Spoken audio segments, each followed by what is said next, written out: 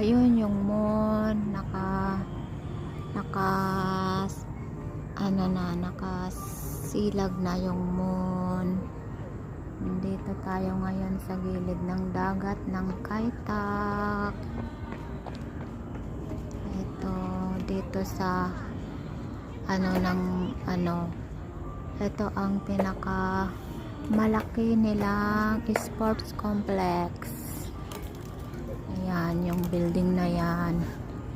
Ayan yung sports complex nila. Pagkaluwag-luwag sa loob. Yan, mailaw-ilaw na. Madilim na. Kaya uwi na tayo. Uwi na naman. Natapos na naman ang day off ng Inday.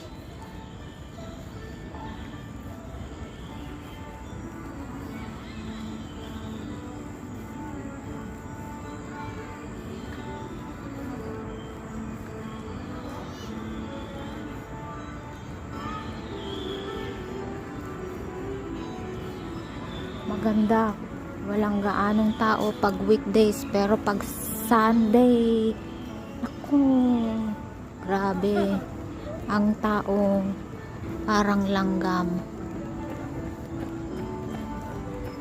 Ayan, harap ng dagat. Ayun yung moon.